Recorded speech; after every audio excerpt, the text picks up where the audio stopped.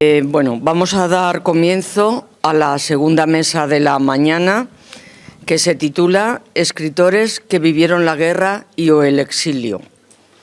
En este caso tenemos en la mesa a Ángel López García, que es miembro de la Fundación Centro de Estudios Vicente Blasco Ibáñez de Burjasot, en Valencia, y Antonio Ramírez Almanza, que es de la Fundación Zenobia Juan Ramón Jiménez de Moguer, Huelva. Bueno, voy a presentarles a los dos y luego a continuación empezará Ángel.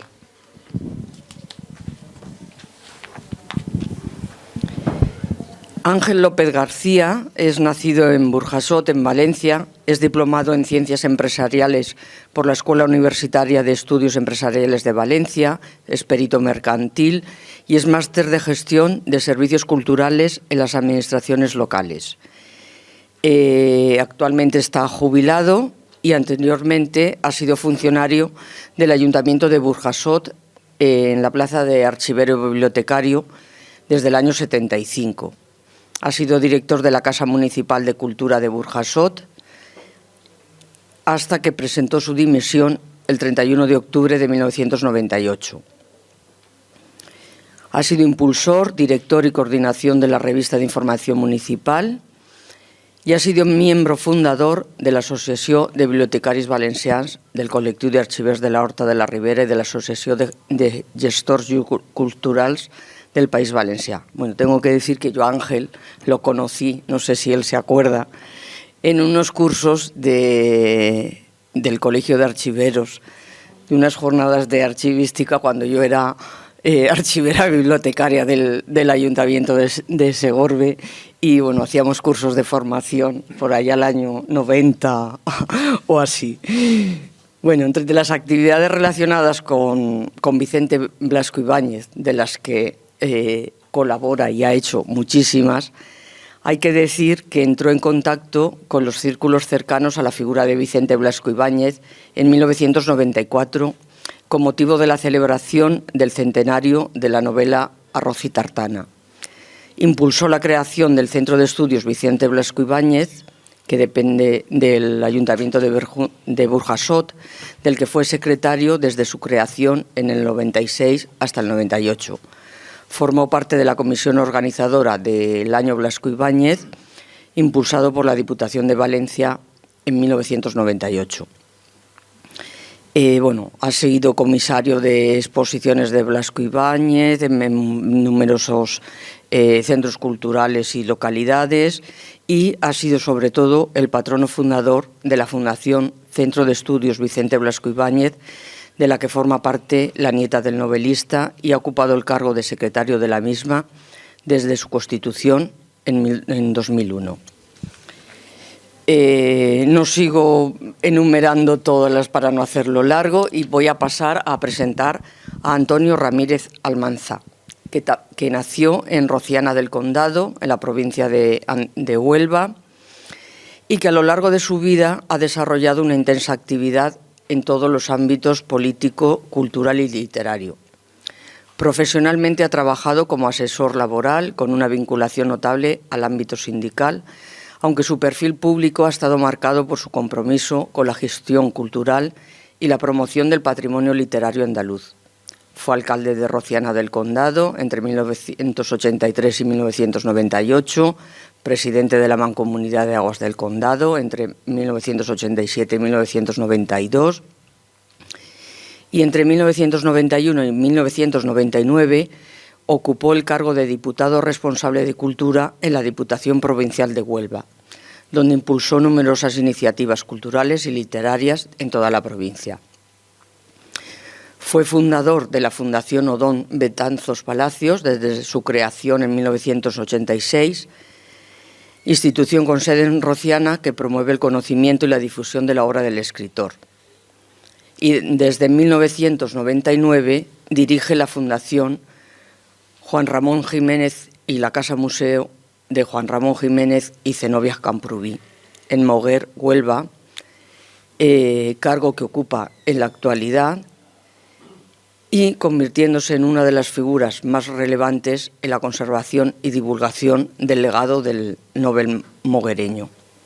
Ha formado parte de la Junta de la Asociación de Casas Museo y Fundaciones de Escritores Españoles de ACANFE y fue presidente del 2004 hasta el 2006. En el campo literario, bueno, pues es un reconocido poeta y ensayista.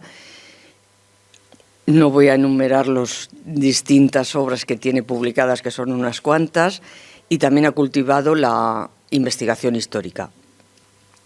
Actualmente, Antonio sigue dirigiendo la Fundación Juan Ramón Jiménez y la Casa Museo en Moguer y continúa plenamente activo como escritor, investigador y promoción cultural.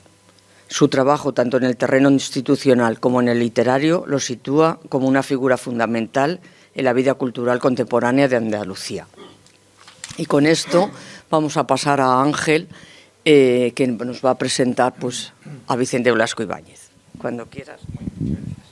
Hola, buenos días.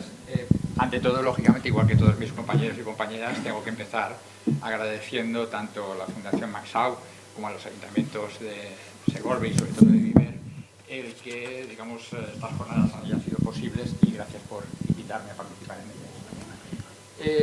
En principio, tengo que empezar diciendo que el título de la mesa es Escritores que vivieron la guerra y o el exilio. Realmente Blasco es un caso un poco especial, porque lógicamente Blasco fallece en 1928, antes de la Guerra Civil Española. Sin embargo, ese conflicto también marcará sobre todo la trayectoria de su memoria posterior. Muy bien. ¿Así se escucha bien? Un poco lejos. Fenomenal. Pues nada, eso es un poco lo que, digamos, la introducción que hay que hacer, lógicamente, pero lo que hay que dejar muy claro es que la sombra de la guerra es muy alargada y tan alargada que hasta el día de hoy sigue pesando como una losa sobre la memoria de Blasco Ibáñez. En principio, ya en tiempos de la Segunda República se reconoció, digamos, mucho el papel que había jugado en ese momento, hasta el punto, hay como un ejemplo, digamos, que es el retorno de sus restos mortales desde la ciudad francesa de Menton, que es donde falleció, hasta Valencia en octubre del 33. Regresó a bordo del buque insignia de la Armada Española, el acorazado Jaime I, y lo recibieron en un acto multitudinario el presidente de la República, Niceto Alcalá Zamora, del que hemos hablado ya, varios de sus ministros, el presidente de la Generalidad de Cataluña, Francesc Macià, y los alcaldes de las principales ciudades españolas. Fue un acto multitudinario que realmente todavía se recuerda en este momento. Bueno, se recordaba, se recuerda poco. Pero realmente Blasco es un experto en guerras, aunque, digamos, se vio involucrado, no participó activamente, pero se vio involucrado en la guerra de Cuba. A ver si esto que se ha dormido. A ver, espera un poco a ver qué coño pasa aquí. El de empezar. Vale, un poquito, a ver. Ups, vale, ahí lo tenemos, vale. Pero se vio involucrado en la guerra de Cuba, más tarde en la guerra de Marruecos, en la Gran Guerra Europea y finalmente le salpicó la Guerra Civil Española, le salpicó y bastante. Podemos decir que también es experto en exilios porque sufrió, digamos, 3 exilios, 2 oficiales y 1 extraoficial, pero realmente que fue el principal. En 1890, cuando él tenía tan solo 23 años, más o menos es la época de esta fotografía, acababa de fundar un semanario que se llamaba La Bandera Federal y dirigió en aquel momento una manifestación contra Cánovas del Castillo.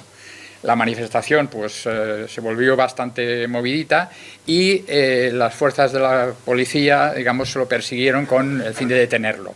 En ese momento tuvo que huir a Francia, donde permaneció durante 1 año hasta volver al año siguiente en el marco de una amnistía general. Ese viaje, con tan solo 23 años, le marcó profundamente su trayectoria futura, tanto en el campo literario, porque entra en contacto con... Él era hasta ese momento su literatura era más bien romántica, y a partir de ese momento entra en contacto con el naturalismo en Francia, que ya en aquel momento estaba allí casi pasado de moda, pero claro, aquí en España era una novedad. Entonces entra en contacto con esa corriente y además entra en contacto también con las formas de hacer política que se hacían en Francia en aquel momento, y importa algunas de esas ideas aquí a España. Por ejemplo, la utilización de la prensa como arma política, mucho más avanzado de lo que había estado utilizando, y también, por ejemplo, instituciones como los casinos republicanos, que son uno de los éxitos que tiene él aquí en ese momento.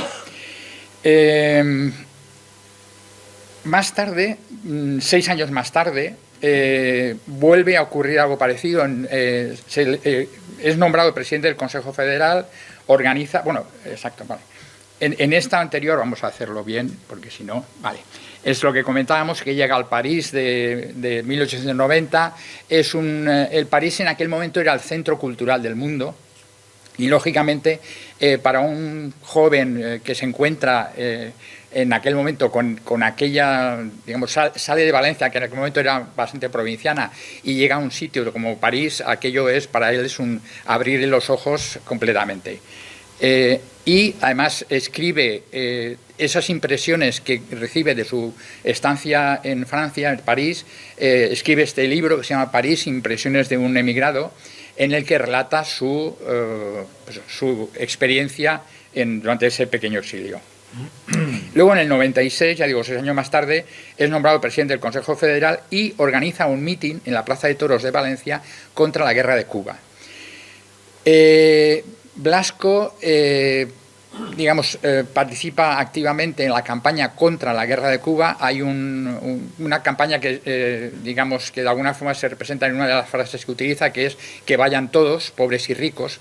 En aquel momento, el que tenía que ir al servicio militar podía pagar un rescate, y entonces lo que ocurría es que ese no iba, pagaba una cantidad, ese no iba, y le tocaba al siguiente. Lógicamente, la gente de Parné no vio para nada la guerra, mientras que la gente pobre, la gente del pueblo, era la que pagaba con su vida, no tanto por las balas, sino por las malarias y todas las fiebres que cogían en Cuba. Y entonces al final era eso una guerra, bastante de gente popular. ¿Qué pasaba? Que los políticos de la época decían: no, España se gastará en la guerra de Cuba para recuperarla hasta la última peseta y hasta la última gota de sangre. Sí, pero la gota de sangre no son de tus hijos, son de los hijos de los pobres. Entonces hizo una campaña muy potente con este tema. Lo que decíamos, 6 años más tarde, organiza este mitin contra la guerra de Cuba, vuelve a haber altercados, hay algunos heridos, y entonces nuevamente vuelven a pedir su detención. Él huye a Italia, donde los hermanos Benlliure, aquí tenemos la foto, una de las fiestas que hacen por allí, le sirven de cicerone y recorre todo el país. Una cosa curiosa, por ejemplo, es que su actual casa museo, aunque es una reconstrucción de la original, tiene una terraza pompeyana. ¿Por qué en Valencia hay una terraza pompeyana? Pues precisamente porque Blasco, al regresar de esa estancia en Italia, donde se ha impregnado de todos los espacios que hay por ahí, ya está en Pompeya, vuelve con la intención de hacer una terraza pompeyana, que además decoran alumnos de Sorolla, con la dirección, en varias visitas que hacen durante el verano con Blasco Ibáñez, del que era íntimo amigo. Hay una serie de pinturas murales en esa terraza pompeyana que luego, durante la Guerra Civil, desaparecerán. Igual que ocurre en el caso anterior, Blasco Ibáñez vuelve a pasar todas esas impresiones que ha ido enviando mediante artículos periodísticos, lo recopila en este libro que es En el país del arte, 3 meses en Italia. Claro, ¿qué ocurre? Que en ese momento, justamente en el exilio anterior, al regresar, contrae matrimonio con su novia, en aquel momento, María Blasco del Cacho, y en este caso ya tienen familia, entonces tiene un hijo bastante recién nacido, y entonces al final él no puede estar más tiempo en Italia, en el exilio. Entonces lo que hace es regresa a España. Regresa a España, lo juzgan y además con él intentan escarmentar, digamos, a quienes habían expresado la oposición a la guerra de Cuba. ¿Qué ocurre? Que entonces lo declaran, o sea, le hacen un juicio militar y lo condenan a 2 años de cárcel. 2 años de cárcel para aquel momento es una cantidad bastante importante, y a diferencia de lo que había ocurrido, porque él pisaba, digamos, por delitos de opinión, ibas a la cárcel cada 2 por 3, te cerraban la edición y te metían en la cárcel de San Gregorio, que era lo que es actualmente el cine o el Teatro Olimpia en Valencia. Era un antiguo convento que habían transformado en cárcel. Los delitos de opinión, los que eran acusados de ellos, iban ahí. Blasco tenía, además hay fotografías muy graciosas que no he traído por no cargar, tenía en la enfermería de la cárcel de San Gregorio, tenía un catre y una mesita propias suyas. O sea, él cada 2 por 3, pues iba allí, estaban allí, lo trataban a cuerpo de rey, porque lógicamente casi todos eran bastante partidarios de sus ideas, y entonces, pues bueno, estaba en estancia y se iba. En este caso, sin embargo, él dice, esto sí que es realmente un tratamiento carcelario, porque le rapan la cabeza, más él lo dice con indignación, le rapan la cabeza y le quitan su nombre y le dan un número. Y le dan entonces un número. Afortunadamente, la presión, tanto la presión popular como la de los compañeros periodistas, fuerzan que el gobierno tenga que hacer marcha atrás, y entonces permutan, al año aproximadamente, permutan esa pena de 2 años de cárcel por destierro a Madrid. Es de alguna forma un exilio interior, es decir, lo hacen marcharse de Valencia, que era su territorio, su reino, donde él realmente decían que no se movía una hoja de un árbol si él no lo permitía. Lo llevan a Madrid para tenerlo lógicamente mucho más controlado. Bueno, ¿qué pasa? Que él, escarmentado de todo esto, en el 98, o sea, el año siguiente, se presenta a las elecciones a diputado en Cortes y sale elegido. Es decir, él con ello lo que perseguía fundamentalmente era la inmunidad parlamentaria. Es decir, él estaba harto de que cada vez que hacía un artículo contra la monarquía o contra el gobierno, contra quien fuera, hasta los temas más tontos en Valencia, iba a la cárcel. Pues mira, ahora ya eso se ha librado. Él fue diputado en Cortes durante 7 legislaturas, hasta que él mismo renunció a este cargo y ya abandonó la carrera política activa, que por cierto para él siempre dijo que era un poco absurda, porque claro, una minoría republicana respecto de un gobierno mayoritariamente monárquico en el que por mucho que dijera no le servía de casi nada. Bueno, ese mismo año, cuando es elegido, al mes siguiente, Estados Unidos le declara la guerra a España y se produce ya toda la pérdida de las colonias y todo lo que conocemos. Como anécdota, diremos que durante esta huida a Italia, bueno, ya digo, era un personaje tan popular y tan querido en Valencia que todo el mundo lo escondía para que de alguna forma no fuera detenido. Entonces, él cuenta, digamos, toda su odisea para ir, digamos, para salir de una forma subrepticia de Valencia para poder ir a Italia. Y en una de esas paradas que hace es en una tienda, en una bodega que está en la avenida del Puerto, y entonces ahí lo que hace es que tiene que estar escondido, no puede ni asomarse a la ventana para que desde fuera no lo vean, y entonces lo que hace es que le dejan simplemente una pluma, un tintero y unas hojas de papel con las que él pues se distrae escribiendo un cuento que es Venganza Moruna. Con el tiempo, cuando regresa nuevamente ya libre a España, en un acto, en un meeting, el encargado de esa taberna le dice a Blasco, mire usted, aquí se dejó esto, aquí lo tiene. Y esa es la... ¿Se me ha apagado? Ah, ya. Vale, pues bien, nada, vamos a ir. Hay que ir moviendo. Entonces le devuelve eso y se crea, o sea, a partir de ahí recrea la barraca, que será la obra, sobre todo cuando lo traduzcan, es muy típico de los españoles, mientras que se edita aquí en Valencia, realmente tiene un éxito relativo. Pero casualmente un profesor de literatura francés, un tal Herel, que además es un personaje muy potente, resulta que en la frontera, él vivía en la zona francesa, pasa a San Sebastián y esperando el tren consigue la novela, la lee, le gusta tanto que le pide a Blasco los derechos de traducción para poderlo traducir. Blasco le va dando largas porque está metido en campañas políticas y demás, y a la tercera o cuarta vez finalmente le contesta diciendo haga lo que usted quiera. Bueno, no sabía ni quién era él en ese momento. Además hemos descubierto toda su correspondencia y es divertidísima. ¿Qué pasa? Que luego esa novela en Francia tiene una crítica excelente. Todo el mundo habla de la novela, que entonces no se llamaba La Barraca, se llamaba Terre Maudite, Tierras Malditas.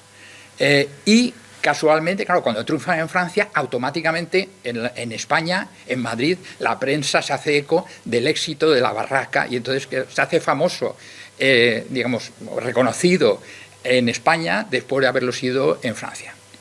Una de esas cosas curiosas que hay. Bueno, en 1908 él renuncia a la política activa. Ya hay una serie de cuestiones políticas con un compañero de partido que es Soriano. Sobre todo, digamos, ve que en Valencia, digamos, hay una división entre los dos bandos que al final llega hasta enfrentamientos a tiros y demás. Hay varios atentados contra Blasco. Y finalmente dice, oye, esto no vale la pena. Ella se había consolidado como escritor y dice, abandono la rutina política que realmente no me aporta nada y me dedico exclusivamente a escritor. Eso fue en 1908. En 1909 se le produce además otro acontecimiento importante, y es que resulta que en 1910 se va a conmemorar el centenario de la Constitución de la República Argentina, y entonces el gobierno argentino, que en aquel momento decían que Buenos Aires era el París de Hispanoamérica, era el centro cultural de todo el continente, lo que hace es que contrata a personajes intelectuales europeos para que vayan allí a dar conferencias y que la gente vaya a verlos.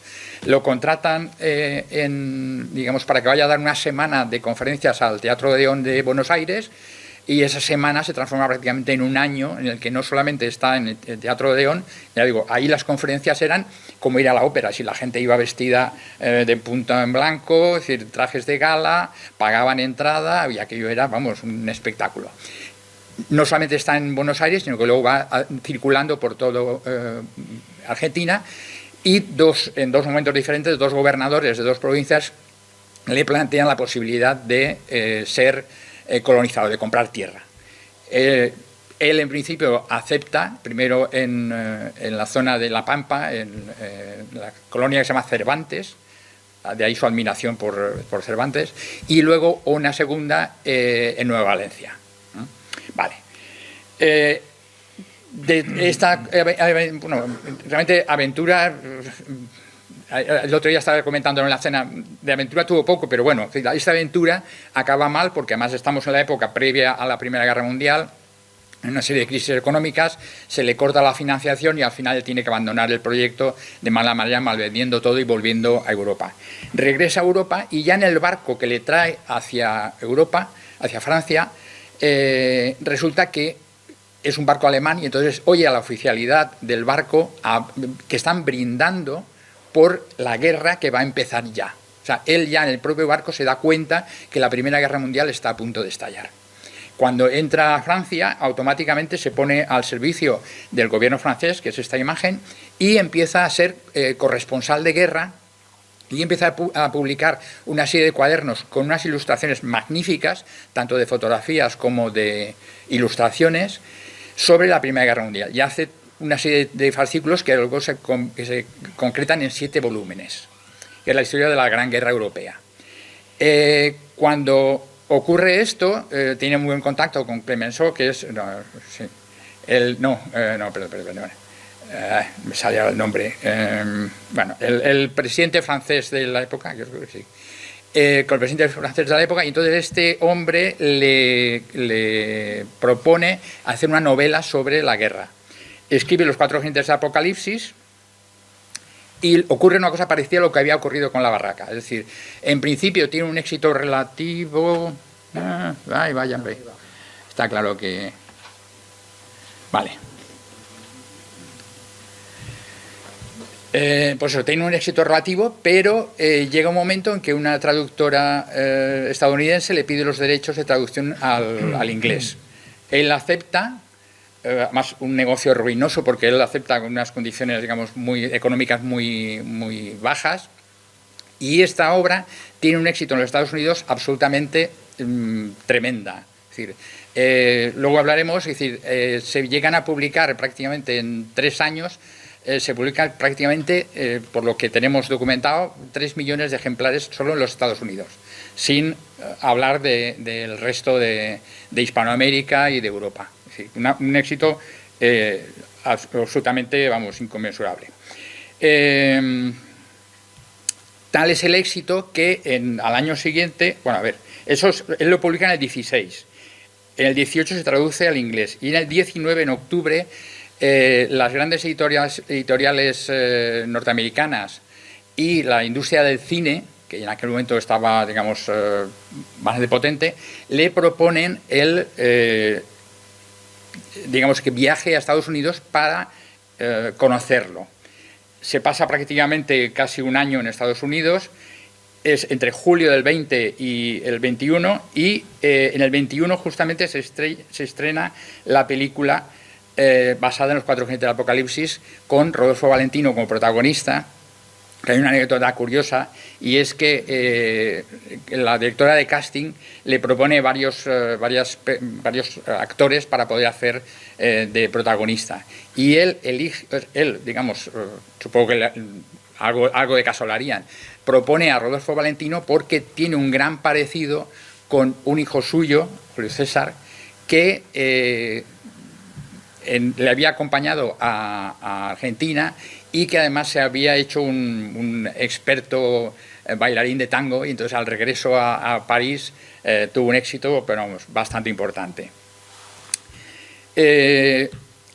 A raíz de ese éxito, como siempre, vuelta otra vez para aquí, en el año 21, Valencia le rinde una semana completa de homenajes basados, digamos, en sus obras. Aquí vemos una imagen de la calle de la Paz, una de las calles más importantes de Valencia de la época, en la que vemos el Arco del Triunfo que se levanta en su nombre, y cada uno de esos días está dedicado a alguna de sus novelas, y finaliza el último día con un gran desfile de carrozas, pero unas carrozas preciosas, basadas en cada una de sus novelas. Y entonces, eso es una semana completa de homenajes a Blasco Ibáñez. Precisamente lo de siempre, porque en Estados Unidos había triunfado, era un nombre ya reconocido a nivel mundial, y entonces, claro, aquí en Valencia no podíamos ser menos, obviamente, bueno, era lógico. Luego, ya en el año 23... 20 minutos, bien, no, fue rápido, no te preocupes. En el año 23, entre noviembre del 23 y marzo del 24, Blasco cumple uno de sus mayores deseos desde que era niño. O sea, él desde niño fue un lector más que ávido. Vamos, devoraba los libros, porque además tenía acceso a varias bibliotecas de un librero de viejo que vivía cerca de su casa y demás. Entonces, se había impregnado de libros de aventuras. Entonces él quiso recrear de siempre esas aventuras por sí mismo. Él había querido ser marino mercante. Lo que pasa es que se le atragantaban las matemáticas, con lo cual la trigonometría ya ni te cuento, y entonces al final tuvo que ceder a los deseos de su padre de ser un hombre de bien y estudiar Derecho. Pero bueno, él había querido ser marino. Pues claro, él por fin consigue dar la vuelta al mundo, y entonces en ese momento está en la cima de su éxito. Además, es una figura reconocida en ese momento ya a nivel mundial. Pero cuando todo parecía ir sobre ruedas, se da una circunstancia. Vamos a ver. Exacto. Este es el momento en el que se le dedica una plaza a su nombre, y esta es una placa que se le puso en la casa donde él nació, que lógicamente, lo adelanto ya, spoiler, aviso, cuando llega la Guerra Civil Española, lógicamente se destruye, y hay una anécdota que luego contaré al respecto. Vale, entonces ya digo, ya está todo planeado, ya va a salir desde Mentón, porque él ya se había establecido primero en París, y París era demasiado frío en invierno, y entonces al final se va a la Costa Azul francesa, primero en Niza, y luego finalmente compra una villa en la localidad de Mentón, que es Fontana Rosa, que quería dedicarlo cuando él falleciera al Jardín de los Novelistas, es decir, que allí se becara a novelistas para ir a poder desarrollar su labor creativa. Vale, ¿qué circunstancia ocurre? Pues que el 13 de septiembre del 23 el capitán general de Cataluña, Miguel Primo de Rivera, se subleva contra el gobierno, apoyado por la corona, lógicamente, acordándonos del expediente Picasso, y establece una dictadura militar. Aunque está alejado de la política, Blasco le dirige una carta a Alejandro Lerroux pidiéndole opinión sobre si emprender el viaje de vuelta al mundo, y Lerroux le contesta tranquilizándole y dice que no cambie sus planes. No puedo no leer la carta, voy a ser luego muy breve, o sea, no es que va a ir la cosa rápida, porque es muy, muy significativa, tanto la que le envía Blasco a él como la que le contesta. Blasco desde Fontana Rosa le dice, el 21 de septiembre del 23, es esta la carta, es una transcripción de la carta. Dice, querido Alejandro, como vivo lejos de España y solo sé de ella lo que cuentan los periódicos franceses, me veo algo confuso para poder apreciar lo que pasa por ahí. Por un lado veo una dictadura militarista, por otro lado veo que los dictadores militares te han llamado para consultarte y tal vez para pedir tu colaboración. Francamente no sé qué pensar. Y te ruego que me envíes 2 líneas nada más para que me sirvan de guía. Piensa en mi situación. El 8 de octubre me voy a París y el 20 me embarco para dar la vuelta al mundo. Este viaje alrededor del mundo durará hasta principios de abril de 1924. Tú sabes que aunque yo vivo alejado de la política vulgar y ordinaria de los tiempos de paz, él lo repite en muchas ocasiones, es decir, él la política la desprecia de alguna manera, es político porque no le queda más remedio. Soy un republicano a estilo romántico, deseoso de trabajar por el implantamiento de nuestros ideales, directamente o indirectamente. También sabes que me tienes a tus órdenes para todo trabajo extraordinario, para toda política que salga de los moldes vulgares. Si te escribo esta carta es para pedirte que me digas a vuelta de correo si puedo irme a dar la vuelta al mundo o si, en vez de esto, debo quedarme aquí o ir a España. Nada me importa perder el viaje si tú crees que vale la pena desistir de él. O sea, para un señor que está en la cima del éxito, que se va a dar la vuelta al mundo, que además, según parece, además la financiaban en buena parte y demás, esto es decir, no, yo renuncio a dar la vuelta al mundo si hace falta. Recibo un abrazo de tu amigo de siempre, Vicente Blasco Ibáñez. Y Lerroux le contesta el 3 de octubre del 23 diciendo, es muy interesante la carta. Querido amigo Vicente, al llegar de un viaje a Canarias he recibido tu carta, te he contestado provisionalmente con un telegrama. No me ha sorprendido este acto tuyo porque eso es. Lo esperaba, mejor dicho, contaba con él en una forma o en otra. Me hubiera atrevido a suponerlo realizado, porque ello responde a tu temperamento y completa la gloria de tu personalidad. Muchas gracias por el honor de haberme elegido para hacer estas manifestaciones. Pensando y midiendo lo que tengo que decirte, no te aconsejo que renuncies a tu viaje. Esa es la conclusión. Pero te ruego que pasado un mes vayas poniéndome un radio o un cable desde cada nueva nación que visites por si llega el caso de notificarte algo definitivo o de llamarte oficialmente. O sea, se contaba con Blasco para si la situación cambiaba. Difícil es razonar este ruego en una carta, pero tú lo adivinarás todo. Lo que ha de suceder está en marcha y nadie podrá atajarlo. Torcerlo puede que sí. Y de eso trato, de que no lo tuerzan. Ya no hay salvación para la monarquía. Le da el golpe de gracia lo mismo que la restauró. Esta es una revolución sin tragedia, incruenta, porque la raza sufre de letargo, de pereza, de pesimismo. ¿Os recuerda eso algo? A pesar de que el hecho haya sido militarista, atropellador y de que concurran en él deplorables circunstancias, es lo cierto que se ha recibido bien y que sus promotores o ejecutores están bien intencionados. Bueno. Fracasará pronto, fracasará sin remedio. No hay preparación ni competencia en los promotores, carecen de ideal político. No puede bastarles para triunfar el patriotismo, que es un sentimiento y no un pensamiento. Y como además no pueden prestarle colaboración los caídos por dignidad ni las izquierdas por no gastarse estérilmente, necesariamente se han de entregar a las derechas reaccionarias. Pero éstas no tienen hombres, ni organización, ni masas. Irán al fracaso. Durante esta evolución se hará un frente único, más lo subraya, de las izquierdas radicales sin sus viejos y gastados caudillos. Y entonces la opinión que se está despertando les empujará. Y entonces un nuevo golpe de Estado militar, que no militarista, traerá el poder a nuestras manos. Ojalá siga siendo la revolución hasta ese momento pactada, ordenadita e incruenta, porque si la fiera despierta de su letargo y se arborea no más la sangre, la tragedia puede llegar a ser espantosa. Esto lo dice Lerroux anunciando, lo que está temiendo es lo que luego vendría, la guerra civil. O sea, si saborea no más la sangre, la tragedia puede llegar a ser espantosa. O sea, creo que bastante clara la carta de Lerroux. Bueno, Blasco da la vuelta al mundo y, vale, exacto. Y a su regreso, bueno, esto como siempre, bueno, vamos allá. Vale, perfecto. Vale, da la vuelta al mundo, ahí lo tienen en el Franconia, un yacht norteamericano, que era solamente para un viaje para multimillonarios y además era su segundo viaje alrededor del mundo. Viaja por, ya ves aquí estas escenas en Japón, pero bueno, recorre un montón de países y a su regreso a Francia, porque el viaje era circular y salía de Nueva York y volvía nuevamente a Nueva York, pero él se queda en, digamos, cerca de Mentón para, digamos, ya estaba en su casa, no da la vuelta para luego volver, se queda allí.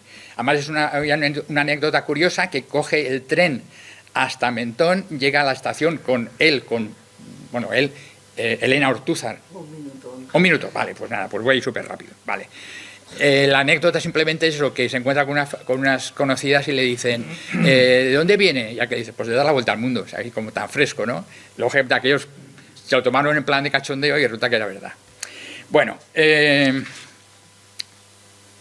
vale, es en esta carta. Es decir, lo que ocurre es que en ese momento se encuentra con los intelectuales españoles que están refugiados en París, encabezados por Unamuno, al que tenemos aquí, digamos, en el centro junto a Blasco Ibáñez y muchos más, que ni entro a hablarlo, y entonces a partir de ese momento le piden que se una a la causa. Nada más regresar le dicen que le van a facilitar un sillón en la Academia de la Lengua y además van a apoyar la petición de pedir para él el Premio Nobel de Literatura, que además sus traductores suecos le dicen que ya lo tienen ganado. La única condición, silencio, no digas nada. En lugar de eso, se une al grupo de disidentes, publica en el 24 Una nación secuestrada, el terror militarista en España, en el 25 Por España y contra el rey, Alfonso XIII desenmascarado, y el manifiesto Lo que será la República Española, que se traduce a francés e inglés, con lo cual la oposición a la dictadura no solamente se queda en España, sino que se hace internacional. Tan internacional se hace que el gobierno español pide a Francia el que deporten a Blasco y que lo vuelva a España para juzgarlo, lo cual hubiera sido bastante nefasto, y afortunadamente el gobierno francés le dice que no, que se niega, y además le ofrece a Blasco la nacionalidad francesa, cosa a la que él se niega. Bueno, a partir de ese momento Blasco sabe que nunca más va a poder volver a España. Es un exilio autoimpuesto.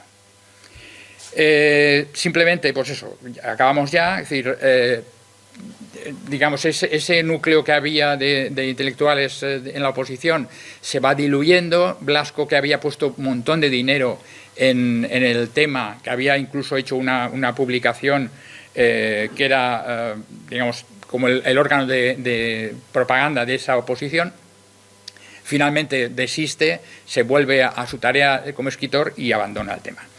En el 28 fallece, en el 31, 3 años más tarde, se proclama la República, y en el 33 vuelven los restos mortales, que es lo que os comentaba, en el acorazado Jaime I, y recibe honores de ministro en ejercicio. O sea, que realmente era bastante. ¿Qué ocurre? Que en el 36 se produce la guerra civil y a partir de ese momento, lógicamente, se acaba con todo lo que pueda recordar a la República. Y una de las figuras que marcaban, especialmente en Valencia, la República era Blasco. Entonces se quitan todas las plazas, todas las calles, se elimina el proyecto de mausoleo que había hecho Gerlich para Blasco se elimina y finalmente, pues eso, hasta sus libros se retiran porque esto es, vale, este es el periódico que puso en marcha. Este es el regreso de los restos en Jaime I, aquí la recepción del gobierno, aquí la gran masa de gente, esto es pasada por la fachada del Ayuntamiento de Valencia, este es el mausoleo de Gerlich, esta es una estatua dedicada a Blasco Ibáñez en Burjasot, que también fue destruida, y esto es la última imagen, esto es la casa de su hijo Mario, que también está en Burjasot, en la que se convirtió en el punto de referencia de los republicanos españoles que iban, perdón, españoles no, valencianos, que iban a rendir homenaje cada vez que se celebraba un centenario, o sea, un aniversario de su muerte. Yo creo que ya simplemente eso, lo fundamental es que eso, su obra literaria también es incluida en las listas negras, igual que lo haría Hitler, son libros prohibidos, y simplemente para ya acabo con esto, tengo la anécdota de que en mi casa, por ejemplo, mi yayo, que luego me enteré que había sido blasquista, resulta que tenía toda la colección de Prometeo de los libros de Blasco guardados en un armario, escondidos, porque lógicamente si te pillaban con libros de Blasco en la posguerra, lógicamente la cuestión se te podía poner muy complicada. Así conocí yo a Blasco. Y nada más, muchas gracias.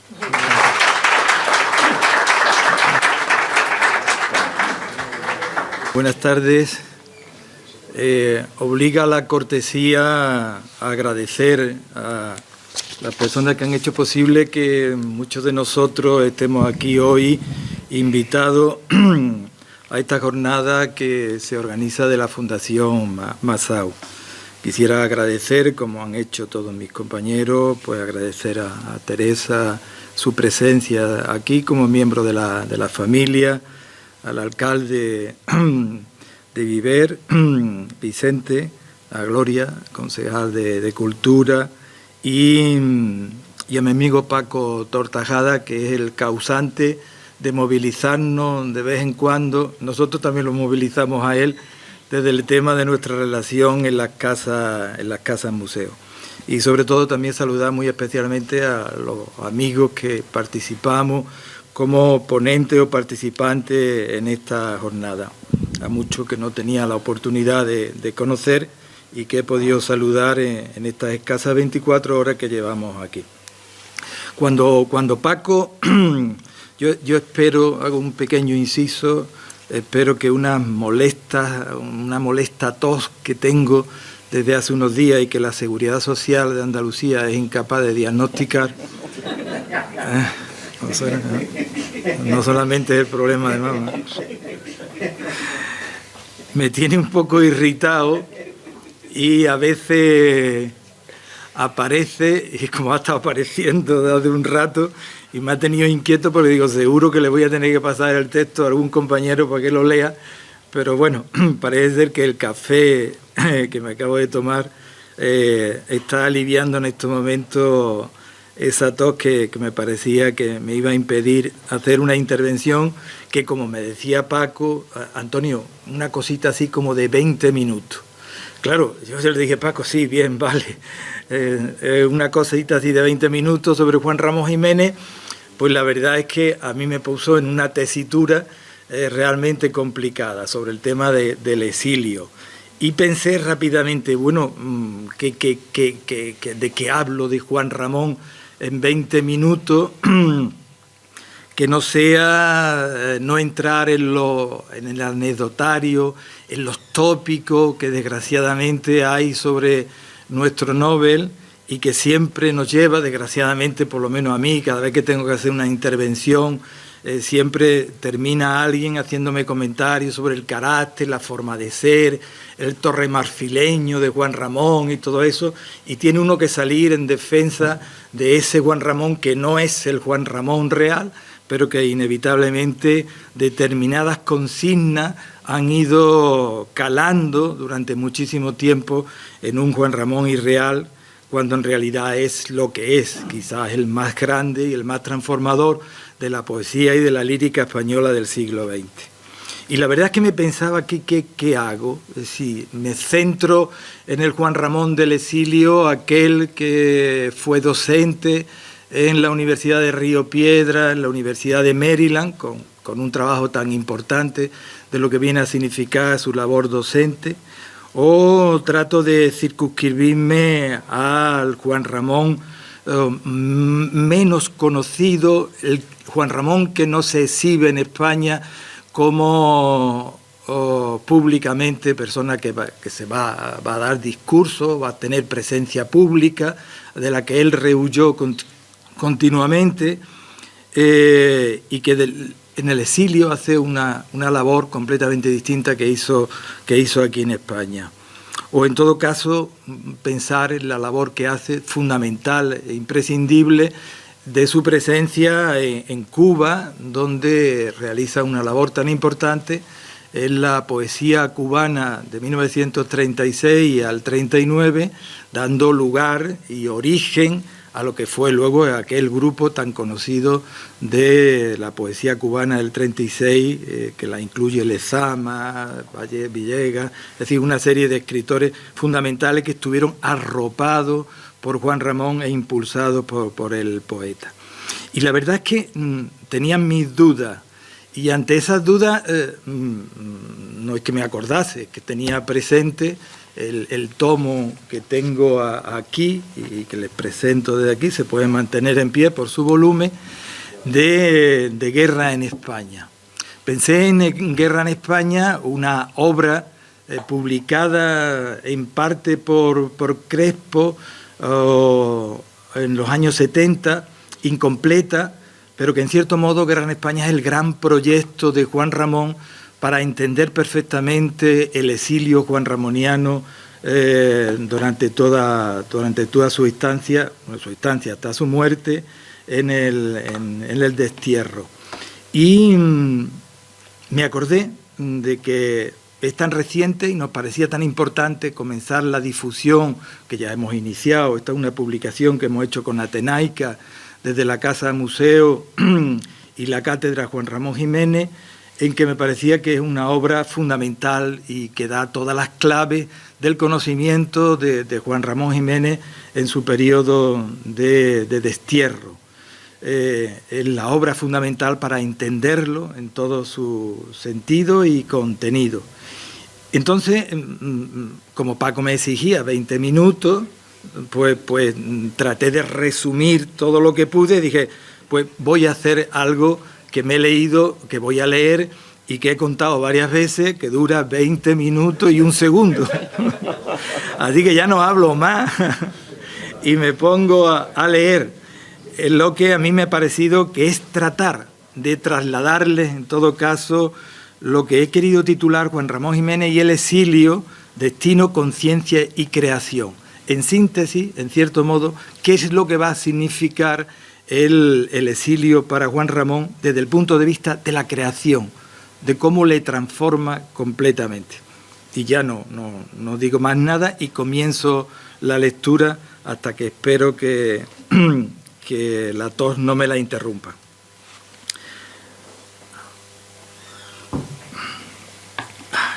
Hablar del exilio de Juan Ramón Jiménez es hablar sin duda de una travesía interior y exterior que marcó de manera irreversible su vida, su obra y su pensamiento. Pocos escritores españoles vivieron el destierro forzoso al que se vio obligado con tanta hondura moral, con tanta lucidez poética, con tanta necesidad de convertir el dolor en conocimiento. Su obra de desterrado, como gustaba llamarse, y como escribió María Zambrano, es una continua ascensión hacia la transparencia, y esa transparencia, alcanzada a través del dolor, tiene su raíz en el exilio. Desde que abandonó España en agosto de 1936 hasta su muerte en Puerto Rico, 22 años después, el exilio fue para Juan Ramón una experiencia total, no un paréntesis, sino una forma de existencia. En una de sus notas escribe: el exilio no es temporal, sino inexorable, es un modo del alma. y en ese modo del alma se funden la pérdida, la conciencia y la creación. El exilio juanramoniano no puede entenderse sin su concepción ética de la poesía. Para él, el poeta era un hombre vocativo, llamado a servir a la verdad a través de la palabra. De ahí su convicción de que la poesía debía de ser moral y cotidiana, es decir, un acto de fidelidad a uno mismo y a la vida. La belleza, decía, no es un lujo, es el ejercicio de la verdad. Cuando se produce el golpe de los militares, Juan Ramón, como bien sabemos, vive en Madrid, ya es un autor reconocido, admirado por jóvenes y mayores, pero su salud se resiente y la ciudad se hunde en el miedo. Los momentos previos del golpe y aquello son sumamente interesantes. Es muy desconocido toda la labor que hace Juan Ramón y Zenobia con el tema. No voy a entrar en ello, pero sí que recordarlo por lo menos, la labor que hace tan intensa, no solamente en el mes previo a la guerra civil con el tema de los niños huérfanos que van a proteger desde su casa, sin recursos, y que van a mantener luego durante muchísimo tiempo hasta prácticamente la pérdida del contacto con ellos cuando comienza la Segunda Guerra Mundial. Bien, pues en este caos deciden marcharse con Zenobia al exilio. El gobierno de Azaña pretende convertirlo en cónsul cultural, pero el poeta solo acepta ser agregado cultural honorario, sin remuneración alguna. Salen hacia Valencia, luego Barcelona, cruzan los Pirineos y se detienen unos días en París. Desde allí, el 26 de agosto del 36, embarcan en el Aquitania rumbo a Nueva York. Nunca más, como bien sabemos, van a regresar. Y tuvieron oportunidad de hacerlo, y de hecho en los últimos años Zenobia, sabiendo de su enfermedad y con intención de no dejarlo solo, ante la inutilidad que era el propio Juan Ramón para otras cosas cotidianas, pensó que volviese con su familia a Sevilla, a Moguer, a Mallorca, es decir, hubo muchos intentos de regresar. El poeta decidió siempre que no volvería mientras estuviese la dictadura de Franco. Y lo hace, como bien sabemos, donde están enterrados los dos, Zenobia y Juan Ramón, en el Camposanto moguereño, un 6 de junio de 1958, a escasos días de su muerte. Durante la travesía comienza a escribir un cuaderno que titulará Desterrado diario poético. En él anota: he dejado España, pero no la he perdido. La llevo dentro como una herida que no se cierra. Allí nacen textos como Enloquecida España y Requiem de vivos y muertos, en lo que se mezcla la angustia, la compasión y la conciencia de la pérdida. Estos son los primeros textos que va a dar lugar luego al conjunto total de Guerra en España. En esas páginas, Juan Ramón se enfrenta a la devastación moral de la guerra y al desconcierto de quien se aleja para siempre de su tierra. Esa herida, que nunca cicatrizará, se convertirá en su motor de creación durante los siguientes 20 años. Sin duda, es durante la guerra y los años siguientes cuando Juan Ramón derriba el mito de Torre de Marfil, torre marfileño, como se le calificaba en los ambientes literarios previos a la Guerra Civil. Descubrimos entonces que su aparente aislamiento no era desinterés político, sino una forma de coherencia interior. Empieza a conocerse al Juan Ramón más comprometido, quien se va a enfrentar por primera vez al exterior, a lo público, del que tanto rehuía en España. Cuando interviene en público lo hace con una serenidad que contrasta con los gritos del tiempo. El 18 de septiembre, por ejemplo, en 1936, sus palabras en el meeting Meca de Nueva York, organizado por el Comité de Defensa de la Democracia Española, quedaron recogidas por la prensa con claridad. Decía Juan Ramón: nuestro pueblo tomó su puesto en todos los frentes contra la traición militar preparada año tras año. El gobierno español ha procurado y sigue procurando el respeto y el orden civil. Esto fue en los primeros momentos de esos escasos 30 días que estuvo Juan Ramón y Zenobia en Nueva York. Zenobia tenía un hermano, ya ella era de origen puertorriqueño y su familia vivía en Nueva York. Su hermano tenía un periódico de habla hispana, La Prensa, y Juan Ramón y Zenobia, acogidos por la familia de Zenobia, pretende entrevistarse con el entonces presidente Roosevelt, que intentaba en aquellos momentos ganar las elecciones de su país, y aquella vorágine en la que estaba metido el gobierno de los Estados Unidos impidió que recibiese a Juan Ramón, que traía en cierto modo la consigna de tratar de explicar qué es lo que estaba ocurriendo en España. Eso no fue posible, y en las distintas reuniones que cuenta Juan Ramón, que mantiene con diferentes grupos de apoyo al pueblo español, en algunos momentos Juan Ramón comenta y anticipa que el experimento que puede suponer la guerra civil española será la antesala, se ha comentado aquí por parte de otros compañeros, va a ser la antesala de la Segunda Guerra Mundial. Y de hecho hay un texto de Juan Ramón que culmina, lo recuerdo ahora muy bien, cuando él dice que cuenta esto y dice, termina el texto diciendo: todos se rieron de mí. Tras esa breve estancia en Nueva York, de donde el poeta saldrá fuertemente decepcionado por la nula acogida al problema español, el matrimonio se instala en Cuba. Allí, entre 1936 y 1939, encuentra un refugio de trabajo y de afecto. Publica artículos, imparte conferencias y escribe incansablemente. Pero debajo del entusiasmo late la tristeza del desterrado. Allí nacerían muchos de los textos que compondrían lo que sería la primera parte del libro que no podría haber publicado Juan Ramón en vida, que es Guerra en España. En ello el tono cambia, ya no es la pura nostalgia del desterrado, sino la voz del poeta que busca sentido y justicia en medio del caos. Cuba significó para Juan Ramón un espacio de trabajo intenso y también de esperanza. Allí se reencontró con un público cálido y con una comunidad intelectual solidaria. En esos años escribe textos breves, meditativos, de una gran densidad moral, aforismos, pequeñas prosas líricas, fragmentos de diario. Todos ellos revelan a un hombre que intenta reconciliar la poesía con la realidad histórica y que concibe la belleza no como evasión, sino como una forma de verdad.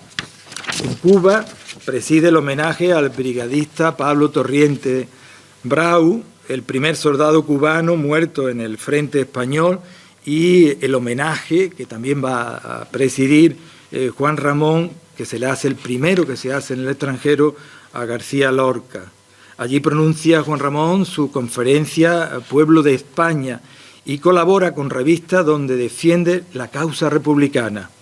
Siempre estaré conmigo y con la democracia, con el pueblo español y con mi trabajo material y espiritual, afirma en una entrevista que le publica la revista Bohemia. Su compromiso, sin embargo, no se apoya en consignas partidistas, sino en un sentido ético de la libertad. Heredero de la institución libre de enseñanza, cree que la verdadera política es la educación. Se ha estado comentando aquí, también en algunas de las intervenciones de mis compañeros. Todos hemos nacido del pueblo, escribe Juan Ramón en Política Poética, y todos llevamos dentro esa gran poesía original, nuestro comunismo natural. Levantando la poesía del pueblo se habrá diseminado la mejor semilla social y política. Ese comunismo poético es la República de Juan Ramón, una república interior hecha de trabajo, de justicia y de belleza. Lo que más teme no es el enemigo exterior, sino la pérdida de conciencia. No hay peor que la falta de atención, decía Juan Ramón. En el alma distraída empieza toda tiranía. Zenobia percibe muchas cosas. Si han leído los diarios de ella, podemos seguir el contraste de los estados de ánimo del poeta, y en esta ocasión leo una pequeña nota en el diario del periodo de Cuba de Zenobia, que dice ella sobre el tema de la añoranza de España. Dice: nunca le tuve tanta pena a Juan Ramón como aquel día en que oímos cantes andaluces. Se secaba el sudor con cuidado para que no viéramos que lloraba. En cartas a sus amigos escribe frases desgarradoras: no tengo más pasado, presente ni futuro que España. O aquella otra, más serena pero más dolorosa: España es de día y de noche mi sueño vivo. Esta llaga no se cerrará ya nunca, ni aún en España, si un día puedo besarla en presencia y figura. Sin embargo, el exilio no lo va a paralizar, al contrario, lo impulsa hacia una comprensión más alta de su misión como poeta. En esos años redacta sus diarios poéticos, donde formula su ideal de el bien conocido eslogan juanramoniano del trabajo gustoso. Eso es lo que debe hacer un hombre en la guerra, escribe: realizar su trabajo como hombre vocativo y ayudar a su idea social con la realidad cotidiana. En 1939, con el estallido de la Segunda Guerra Mundial, Juan Ramón y Zenobia se trasladan a los Estados Unidos. Primero en Coral Gables y luego en Miami y luego a Washington, donde vivirán largos años. El poeta colabora con instituciones culturales, participa en actos en favor de la República y se integra en la vida universitaria norteamericana en la Universidad de Maryland. Desde allí sigue escribiendo sobre España, pero ya con un tono más reflexivo y distante. Los textos de este periodo, poemas, cartas, discursos, muestran su decepción ante el rumbo de la política republicana, su tristeza por las muertes de Machado, de Lorca, de Miguel Hernández y su creciente preocupación por la suerte de los exiliados. En 1941, en Coral Gables, Juan Ramón sufre una crisis nerviosa, de las muchas que sufrió, que desemboca en una experiencia que él lo va a considerar como transformadora. Le va a escribir a Enrique Díaz Canedo y le dice: desde las Américas empecé a verme y a ver los demás y a los demás en los días de España, desde fuera y lejos, en el mismo tiempo y en el mismo espacio. Esa distancia es lo que luego le va a llevar a escribir sus conocidos poemarios en prosa, espacio y tiempo. Leemos en espacio: soy yo y soy el otro, y soy todos. Estoy dentro y fuera del tiempo. El mar no tiene límite y tampoco el alma. Allí el exilio se disuelve. El poeta ha trascendido el dolor para entrar en una conciencia universal.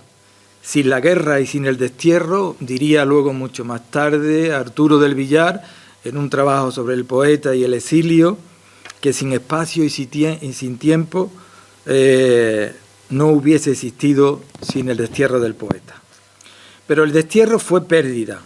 Perdió su casa, sus libros, sus raíces.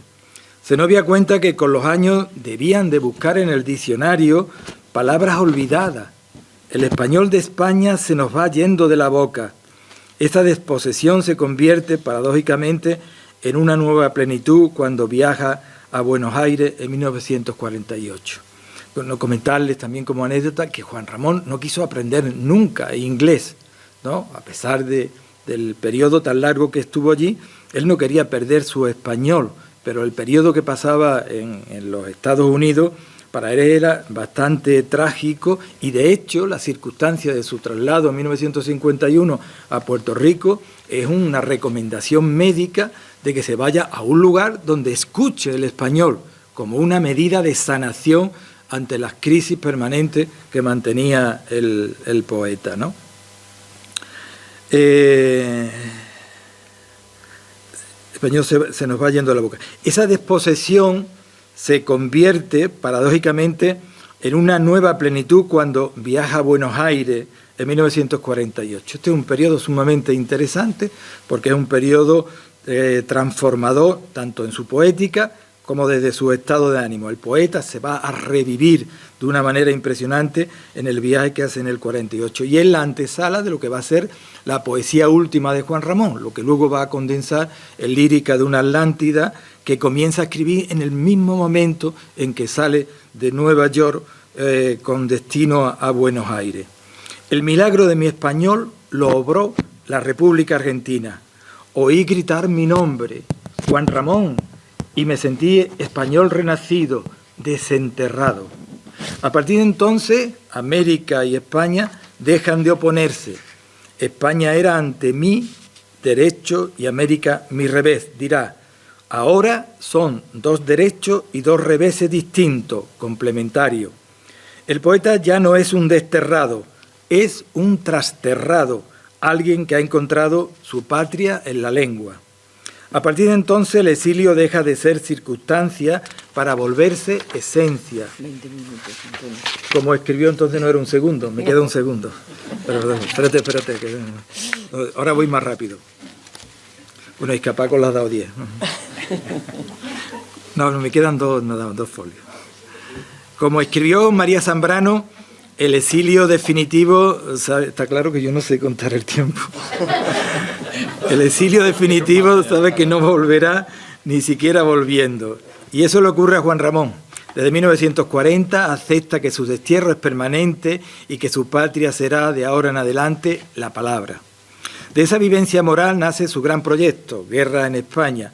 El poeta quiso reunir en un solo libro su experiencia de la guerra y del exilio, su pensamiento político y su reflexión ética. Quiero, escribió, que este libro recoja todo lo teñido de España.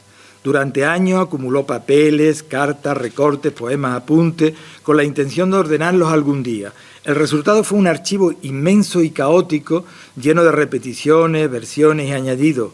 Los títulos del libro van cambiando con el tiempo. Primero lo hace llamar Desterrado, luego Español de su España, más tarde Español con su España y finalmente Guerra en España. El proyecto formaba parte del ciclo Destino que debía contener su obra entera, pero nunca llegó a completarlo. En 1953, desde Puerto Rico, le escribe a Massaú para proponerle la publicación del libro. En México, en la colección que vosotros conoceréis bien, Patria y Ausencia. Le dice Juan Ramón, tengo un libro desligado que titulo Guerra en España, que incluye lo mucho que escribí en esos años con tema social o teñido de ese tiempo. Este libro causará sorpresa. Y le añade a Massaú, casi en confidencia. Estas son las cartas de la correspondencia entre los dos. Doy en él la clave de la ejecución de Lorca, que conozco probadamente, y otros datos muy señalados. No me voy a entretener en ese apartado porque no hemos llegado a descubrir cuáles eran realmente esos datos probados que decía que tenía Juan Ramón de Lorca. Cuando hicimos la digitalización de los fondos de Puerto Rico, 172.000 documentos para traérnoslos a Moguer, me insistía mucho Carmen Nández Pinzón, la sobrina nieta de Juan Ramón, me decía, Antonio, a ver si encuentra el libro negro de Lorca. Parece ser que existía un cuaderno donde Juan Ramón había recibido alguna información desde España de cómo fue el tema o quiénes intervinieron en el tema de la muerte de Lorca. No lo encontré. Me volví después de muchos días digitalizando aquel material y no conseguí encontrar ese cuaderno negro, como le llamaba la familia, y donde se intuye que previsiblemente la muerte de Lorca estuvo causada por la venganza de la Guardia Civil, que no perdonó nunca el famoso poema, ¿no?, que le dedica Lorca donde no trata muy bien a la Guardia Civil, creo que en lo de Ignacio Sánchez Mejía, exactamente. En una carta Juan Ramón le confiesa su deseo de colaborar, me sería muy agradable, le dice a Massaú, editar en México por la compañía de las excelencias personales del tipo de Alfonso Reyes, por la calidad de las ediciones y por la simpatía que tengo a los mexicanos. Juan Ramón comparte con Massaú el ideal de reconstruir desde la diáspora una España libre y culta. Massaú veía en la edición un acto de resistencia. Juan Ramón en la escritura, una forma de salvación. En el intercambio de cartas hablan del papel, la tipografía, los formatos, pero lo que se transparenta es algo más profundo, la conciencia de que la literatura podría ser una patria común. Massaua aceptó publicar Guerra en España y Destino, pero la salud de Zenobia y la crisis del poeta frustraron el plan. Aún así, las cartas conservadas entre ellos, llenas de respeto y afinidad, revelan complicidad moral. Dos hombres distintos, unidos por la fe en la palabra y por la certeza de que la cultura era la única república posible. Voy a cortar, porque veo que no he calculado nada bien. Bien, lo que pasa es que no sé dónde cortar.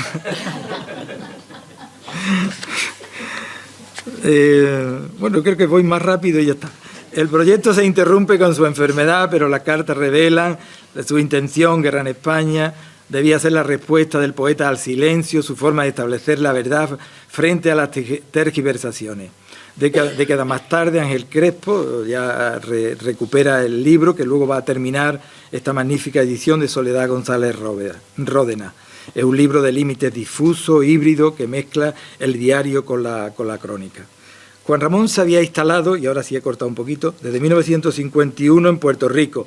La isla es su Atlántida, un lugar donde la luz, la lengua y la naturaleza le devuelven serenidad. Imparte clase, conversa con los jóvenes y escribe a Pepe Hierro, tratando de tender puentes con la joven poesía española. Con Pepe tuvo una relación muy especial, diciéndole: no soy enemigo de España, sino de su mentira. El exilio de Juan Ramón no fue únicamente una separación geográfica, sino una experiencia espiritual y estética. En sus notas y en sus diarios encontramos tres movimientos, entiendo, esenciales: la desposesión, la reconstrucción y la trascendencia. Primero la pérdida, la salida de España, la dispersión de sus papeles, la soledad. Después la reconstrucción, la voluntad de rehacer su identidad de escritura, de ordenar su obra como un todo orgánico, como una respuesta frente al caos. Y finalmente la trascendencia, la convicción de que la poesía, su poesía, debía seguir siendo una forma de verdad. De ahí su preferencia por el término destierro ante el término exilio. El destierro implica desarraigo, pero también posibilidad de arraigo nuevo, de encuentro consigo mismo y con la humanidad. En Puerto Rico, ya estoy terminando, en sus últimos años, se sentirá más cerca de esa Atlántida simbólica que soñó desde joven. Un espacio espiritual donde España y América se reconcilian en una lengua compartida. Le obligó a desprenderse de lo accesorio, a mirar el mundo desde una distancia donde todo se funde en un presente eterno. Como él mismo diría en Espacio, no hay tiempo ni lugar, todo es un solo instante. La experiencia del exilio le llevó a concebir la poesía como conocimiento absoluto, como conciencia pura. Desde esa visión el poeta alcanza la aespacialidad y la atemporalidad, como subraya la crítica en muchas ocasiones, el todo simultáneo, ¿no? La eternidad en el instante. Y es significativo que esa comprensión le llegara no de España, sino de América. El exilio, que podía haber sido su ruina, fue, en definitiva, su iluminación. En palabras de Graciela Palau de Nemes, su primera biógrafa, el exilio le permitió superarse. Pero esa superación tuvo un precio: la enfermedad, las depresiones, la soledad. Como dijo un poeta sueco al otorgarle el Nobel, cuando decía: en el exilio éxito y derrota son una misma cosa. Por eso toda su obra de desterrado, Guerra en España, Espacio-Tiempo, Animal de Fondo, condensado en su obra lírica de una Atlántida, consideramos que constituye el testamento espiritual de Juan Ramón. En ella el dolor se convierte en conocimiento. El destierro me ha dado la verdad del mundo, escribió. Solo perdiéndolo, todo he sabido lo que era mío. Para él, el destierro obligado terminó no siendo una condena, sino una revelación. Le enseñó que la patria no está en un territorio, sino en la conciencia. Como diría María Zambrano, el exiliado, al perder su suelo, descubre el cielo. Juan Ramón descubrió en el destierro la unidad del ser, la eternidad del instante, la pureza última de la palabra. En 1956 muere Zenobia. Juan Ramón le sobrevive 18 meses. Ese mismo periodo recibió el Nobel de Literatura, 3 días después de la muerte de Zenobia. Desde Nueva York, Victoria Kent escribe en la revista Ibérica: el Nobel se concede a la literatura exiliada y perseguida, la más alta expresión de la espiritualidad española. Y el poeta, enfermo y recluido, apenas pudo reaccionar. He perdido a Zenobia y me dan un premio. Como bien sabemos, Juan Ramón se entrega definitivamente a la muerte de Zenobia. Muere en 1958 en Río Piedra, lejos de Moguer, pero fiel a sí mismo.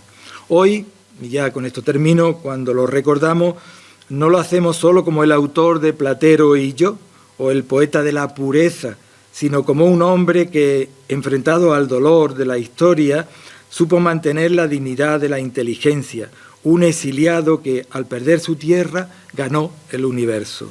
Su vida y su obra nos enseña que la poesía, cuando se escribe desde la verdad, puede ser una forma de libertad interior, que el exilio, asumido con lucidez, puede convertirse en destino creador y que la palabra, esa patria sin frontera, sigue siendo para los hombres y mujeres del exilio la única tierra firme. Nada más, muchas gracias.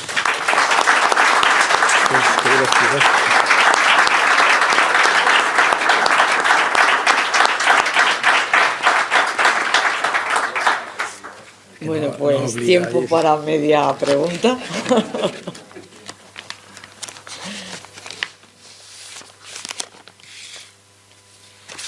Bueno, pues si no hay... Yo no sería una pregunta, sino recordar una anécdota, a ver si sabes de ella. Todavía en España, antes que sigue, estamos hablando de la relación epistolar entre Max Aub y Juan Ramón Jiménez,